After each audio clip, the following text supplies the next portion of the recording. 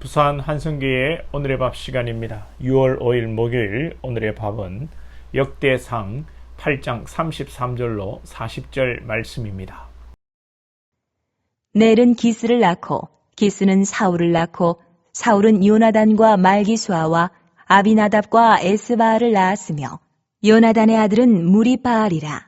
무리바알은 미가를 낳았고 미가의 아들들은 비돈과 멜렉과 다레아와 아하스이며 아하스는 여호와따를 낳고 여호와따는 알레멕과 아스마액과 시무리를 낳고 시무리는 모사를 낳고 모사는 비느아를 낳았으며 비느아의 아들은 라바요 그의 아들은 엘르아사요 그의 아들은 아셀이며 아셀에게 6 아들이 있어 그들의 이름은 이러하니 아스리감과 보그루와 이스마엘과 스아랴와 오바댜와 하난이라. 아셀의 모든 아들이 이러하며 그의 아우 에색의 아들은 이러하니 그의 맏아들은 울람이요 둘째는 여우수요 셋째는 엘리벨렛이며 울람의 아들은 다 용감한 장사요 활을 잘 쏘는 자라. 아들과 손자가 많아 모두 150명이었더라. 베냐민의 자손들은 이러하였더라. 1장부터 쭉 해서 이스라엘의 12지파를 마무리하면서 마지막으로 베냐민 지파에 대해서 말씀하는 8장입니다. 이 역대기 말씀은 바벨론 포로에서 돌아왔을 때 주어진 말씀입니다. 특별히 베냐민 지파를 통해서 나라가 망했다가 새롭게 시작하는 유다 민족에게 주시는 메시지가 무엇일까요?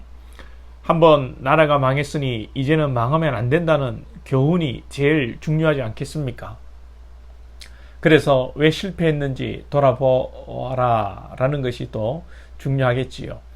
8장 1절부터 베냐민 지파의 인물을 보면 악행을 행한 자들이 나오고 있습니다.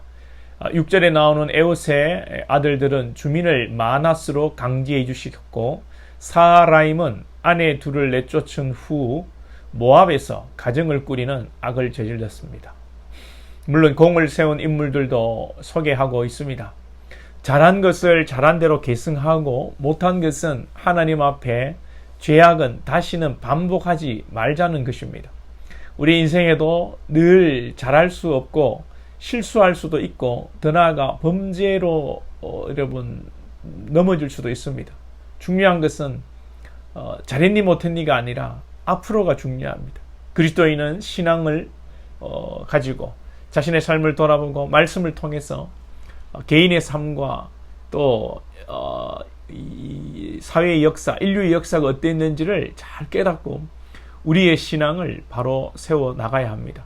하나님께서 우리에게 말씀하신 말씀을 또 주신 이유가 바로 이거 아니겠습니까? 말씀을 통해서 범죄하고 넘어진 자들을 교훈 삼아서 우리는 겸손하고 또 믿음으로 살아왔던 인물을 통해 도전받아라는 거 아니겠습니까? 말씀으로 교훈 삼고 우리 자신을 낮추고 아름답게 하나님의 사람으로 성숙해져 가시기를 축복합니다. 그리고 본문에서 한번 우리가 주목할 것이 33절입니다. 33절을 보시면 넬은 기스를 낳고 기스는 사울을 낳고 사울은 요나단과 말기수아와 아비나답과 에스바알을 낳았으며 이 기스의 아들 사울은 이스라엘의 초대 왕입니다. 그리고 사울을 이어 다윗이 왕이 되었죠. 그런데 역대기에 기록된 족보를 보면 다윗의 경우에는 역대상 3장 1절부터 9절까지 자세하게 그 기록이 나옵니다. 그러나 오늘 사울은 그저 한 절 속에 이름만이 기록된 것이 전부입니다. 인류의 역사를 보면 어느 나라 왕이든지 초대 이렇게 하면 첫 번째 이렇게 하면 아주 중요하게 생각을 합니다. 우리나라의 경우에 이승만 대통령이 어느 대통령보다 또 이렇게 중요한 역임을 받습니다. 미국의 경우에 초대 대통령인 워싱턴의 경우 위인전이 기록되어 세계 수많은 사람들에게 읽혀지고 있습니다. 그런데 사울에 대한 기록은 족보의 이름 하나뿐입니다. 이유가 무엇일까요? 사울의 인생을 보면 출발은 좋았으나 그 나중이 참 좋지 않은 것으로 끝이 났습니다. 사울은 처음에 겸손으로 출발했습니다. 사무엘이 그를 왕으로 기름 부으려 할 때에 자신을 지극히 낮추어 나는 왕이 될 자격이 없는 사람입니다고 고백했습니다. 그런데 왕이 된 후에 시간이 흐를수록 교만해져서 후에는 하나님의 말씀을 그에겠습니다. 여러분, 진정한 성공, 진정한 축복, 이것은요, 그것을 받은 복을 잘 지키는 것입니다. 원하는 것을 얻었지만 얼마 가지 않아서 그걸 다 잃어버린다. 이 진정한 여러분 축복이 아니죠. 성을 빼앗는 것도 중요하지만 성을 지키는 것이 더 중요합니다. 결혼하는 것이 아주 여러분 행복한 거 복이지만 결혼 생활을 잘 영위해가는 것이 더 큰 복입니다. 더 중요한 것입니다. 우리가 구원받은 것 너무도 귀하고 중요한 일입니다. 또한 우리는 구원받은 자로서 이 구원의 복을 잘 간직하고 구원받은 자답게 성숙한 삶을 살아가고 우리는 성화의 모습을 통하여 우리의 모습이 더욱더 신앙에 있어 진보가 나타나야 되는 거죠. 우리의 목적은 천국 가는 것만이 아닙니다. 예수 믿고 아멘하고 천국 간다. 여러분 그것만이 아닙니다. 또 이 땅에서 잘 되는 것에만 있지 않습니다. 하나님은 우리의 아버지이십니다. 아버지는 인격적인 관계에 있는 분이십니다. 우리 신앙은 늘 아버지와 함께 인격적인 관계를 맺어가야 하는 것입니다.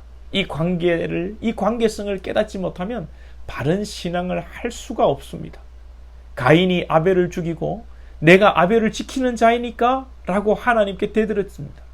형이 동생을 돌보고 지켜주는 것이 마땅하고 이것이 형으로서 동생에 대한 인격적 관계 아니겠습니까? 그리고 하나님께서 물으시면 공손히 대답할 것이지. 내가 아우를 지키는 자이니까. 내가 왜 그래야 합니까? 이것이 하나님과의 인격적 관계가 못 되는 거죠. 다윗이 범죄했을 때에 우리아의 앞 입장을 생각해 주지도 않고 무시하고 아내를 빼앗아버리고 우리아를 죽이기까지 한 것입니다. 한 사람을, 한 영혼을 인격적으로 대한다면 어떻게 그렇게 거짓말을 하고 죽일 수 있겠습니까? 우리가 범죄하는 것도 사람을 인격적으로 대하지 않기 때문에 무시하고 미워하고 비판하고 그러다가 시험에 들고 그러는 것입니다. 말씀을 마무리합니다. 12지파의 마지막 베냐민 지파를 보면서 악을 행한 자들의 모습을 교훈 삼고 또 사람이 짧게 사울이 이렇게 짧게 기록된 의도를 생각하시면서 구원받는 것도 중요하지만 그 이후에 구원받은 자로서 하나님 관계가 더 중요하다는 것을 깨닫고 기도하며 우리의 삶을 하나님께 올려드리고 우리의 삶이 주님과 더욱 인격적인 관계가 될 수 있기를 축복합니다.